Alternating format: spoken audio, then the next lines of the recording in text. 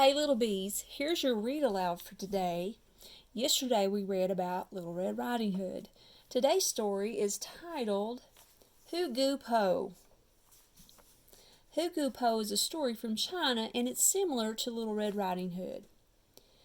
Things have similarities and then there's things in the story that will be different. We're going to listen to find out which sorts of things happen in today's read aloud that are similar or alike to the actions of the wolf in Little Red Riding Hood. Hu Gu Po. A long time ago, in rural southern China, there lived a mother and her two young daughters. O Xing was the oldest daughter, and Li Hao was the youngest daughter. O Xing, Li Hao, and their mother raised silkworms and sold their silk at the local market. Silkworms produce silk thread that can be used to make cloth for dresses and clothing. Do you remember what other animal makes silk? They weave webs. That's right, spiders. Spiders and silkworms are the two animals on the planet that make silk. One sunny fall morning, the girl's mother set off to the local market to sell the silk thread they had spun. However, on this particular occasion, she had decided to leave some silk thread behind so that she could make two new silk dresses for her daughters. Before the girls' mother left, she gave them strict or serious instructions to stay inside the house. "Do not go outside," the mother said to the girls. "I have heard rumors that Hu Gu Po has come down from the foothills. She is a tiger that disguises herself as an old woman and tries to trick people. Please latch or lock the door as soon as I leave." So what is Mother's instructions? To latch the door and lock it as soon as she leaves. "We will not go outside," promised O Xing. "I will lock the door, and we will spend our time cleaning the house." "We'll be right here waiting for you," promised Li Hao. And so the mother kissed her daughters and disappeared into the early morning mist that was rising up from the warm earth. Immediately the two girls set to work. They scrubbed the floor and dusted all the nooks and crannies of the small farmhouse.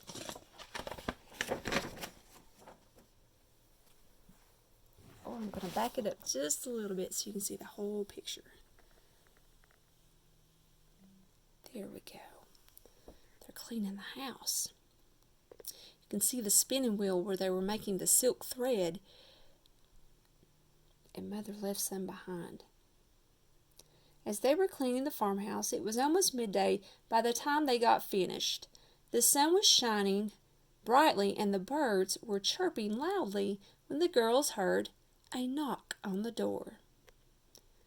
"Do not answer the door," said O Xing to her younger sister.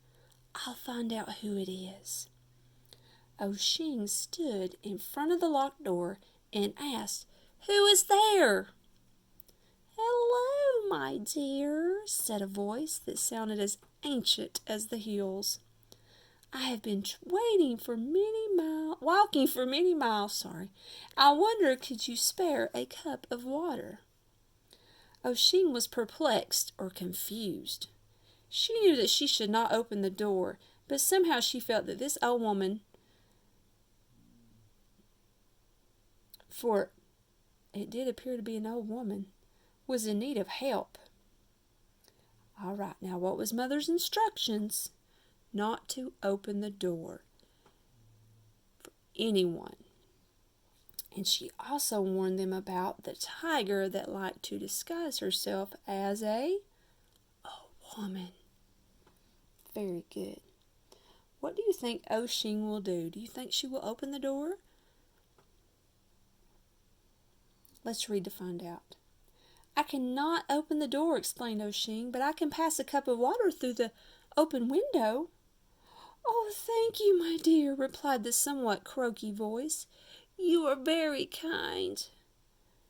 Oshing filled a cup of water from the bucket that contained drinking water from their well.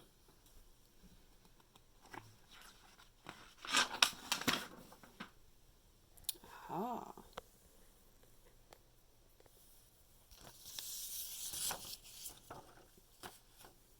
Here you are, she said, as she passed the cup through the open window.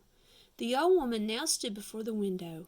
She took the cup in her old, wrinkly, withered hand and drank from it. When she was done, she handed the cup back to Oshing. "How sweet your well water is," said the old woman.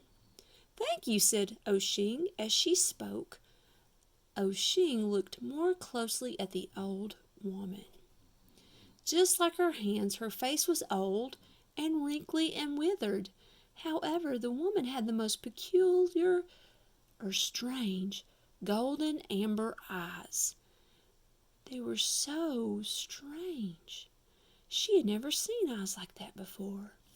As it happened, Li Hao had just cooked rice for lunch. And the old woman said, "I don't suppose you have a little rice to spare?" "Yes, we have some rice we can give you," shouted Li Hao, as she eagerly placed some in a small porcelain bowl. Then she rushed to the window and handed the old woman the bowl with some chopsticks. The old woman looked at Li Hao and licked her lips. "Why, thank you, my dear," said the old woman, all while staring intently at Li Hao. "I don't suppose you'd let me sit down for a few minutes or while I eat this delicate rice?" asked the old woman. "Of course you can!" exclaimed Li Hao, and before Oshing could stop her, Li Hao ran to the door, unlocked it, and opened it. In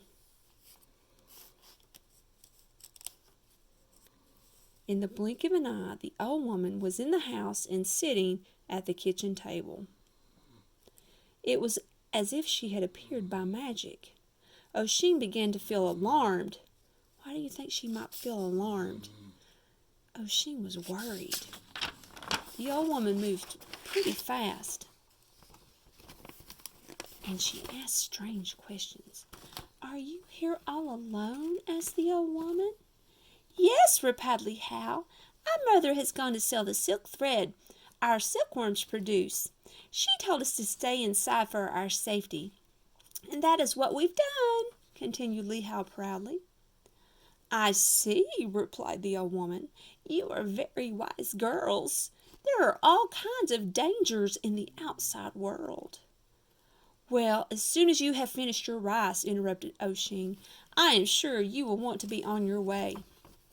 "I am almost finished," replied the old woman, who, despite her words of praise, did not seem to like eating the rice. "There's only 2 more things that I need." "Oh, what are they?" asked Li Hao. Oshing guessed the answer just as the cunning or sly old woman uttered the words. "2 young girls!" exclaimed the old woman. And once again, as if by magic, the old woman's movements were quick and sudden.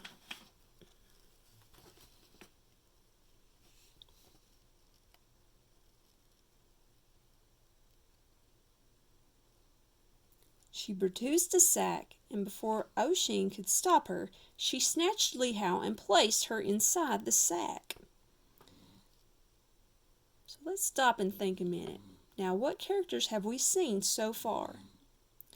We've seen Mother, the sisters Oshing and Li Hao, and then the old woman here. Now, Mother mentioned another character we haven't seen yet. Number 2, who knocks at the door? Right, the old woman. And what did the old woman do to Li Hao? She put her in that sack. Now, did the girls follow Mother's instructions? The old woman looked at Oshing and said, "You are older and probably not very tasty.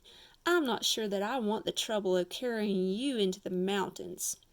As the old woman was speaking, Oisin reached for some of the spun silk thread that her mother had left behind. It had been spun and wound around the small branch of a mulberry bush. Oisin secretly placed it inside the pocket of her dress. Oisin had also decided that she would not let that old woman leave without her. Now, why might she have reached for the silk thread? What is she going to do with it? Let's read to find out. "I want to be with my sister," replied Oisin. "Very well," said the old woman. "Into the sack you go." In an instant, Oisin found herself stuffed inside the sack beside her sister. It was clear to Oisin that the old woman had remarkable strength. She carried them with relative ease. After a while, the old woman stopped and placed the sack containing the two girls on the ground. Moments later, the sisters could hear someone or something noisily drinking water. As this was happening, Oisin whispered to her sister to be quiet. Shh! Then she used the mulberry branch that held the silk thread to poke a hole into the sack. What she saw scared her half to death. Instead of an old woman, there was a tiger sitting on the edge of a large, glistening lake. The old woman was really Hoo-Goo-Poo! Did the tiger pretend to be an old woman in order to trick the girls? Or did she do it in order to be friends with the girls' mother? That's right, she tricked the girls. Incredibly, instead of continuing onward, the tiger lay down in the afternoon sunshine after drinking all the water she wanted and went to sleep. While the tiger slept, Oisin slowly pulled at the hole in the sack until it was wide enough for her to crawl through, and she motioned to her little sister to follow her through the hole. The two girls crept toward the sleeping tiger. Oisin reached for the silk thread inside her pocket.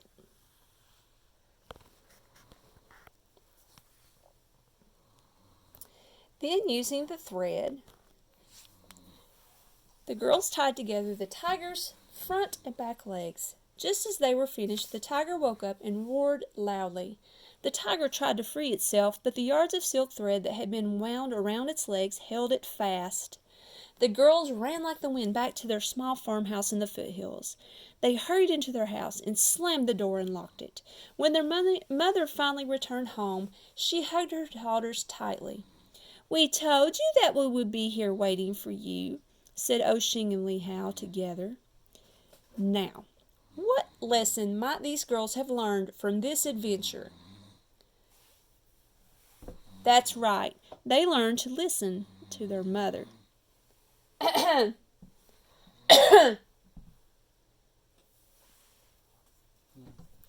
What are the girl's mother's instructions before she leaves for the market?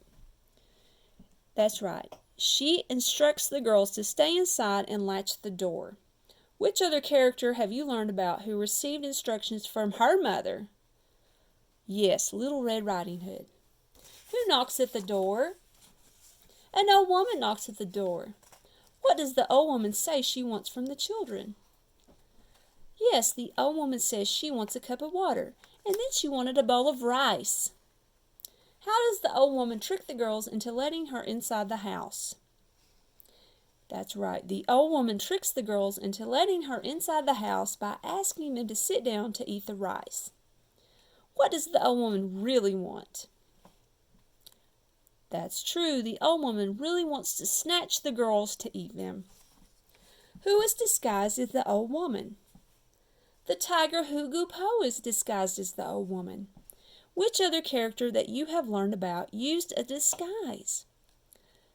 The wolf disguised himself as Little Red Riding Hood's grandmother. How did the sisters escape? They escaped by poking a hole in the sack with a mulberry stick and using the silk thread to tie up the sleeping tiger. How did the sisters' escape compare to how Little Red Riding Hood and her grandmother escape? The sisters free themselves. The hunter frees Little Red Riding Hood and her grandmother from the wolf. What lesson did the girls learn in this folk tale? Right, the girls learned to always follow their mother's directions and to never let strangers inside the house. What lesson can we learn and use in our own lives from this folk tale? Always listen to your parents and don't let strangers into your house. In the read aloud you heard Oshing guess the answer just as the cunning old woman uttered the words. Cunning means sly or clever in a trickster way. In Little Red Riding Hood, the wolf was a cunning character who tried to trick Little Red Riding Hood. Have you heard or read any other stories where the main character was cunning?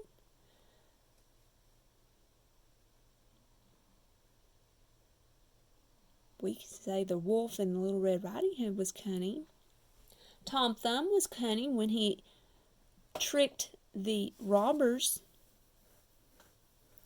To use the word cunning when you tell about something, you could be talking about a character in a story. That is cunning. That is not cunning means it's not sly. When it is cunning, that means it's sly or clever in a tricky way. So we're going to play a little game right now. We're going to say a few situations here. If the person in the situation is doing something cunning, you're going to say, that is cunning. If the person in the situation is not doing something cunning, you're going to say, that is not cunning. Number 1. One sunny fall morning, the girls' mother set off to the local market to sell the silk thread they had spun. That is not cunning. The tiger known as Hugu Po pretended to be an old woman so that it could get inside the house and capture the girls.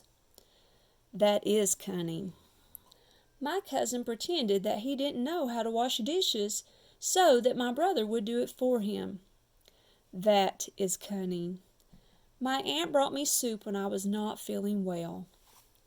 That is not cunning. All right, little bees, your assignment for this story is to draw your favorite part on a sheet of notebook paper.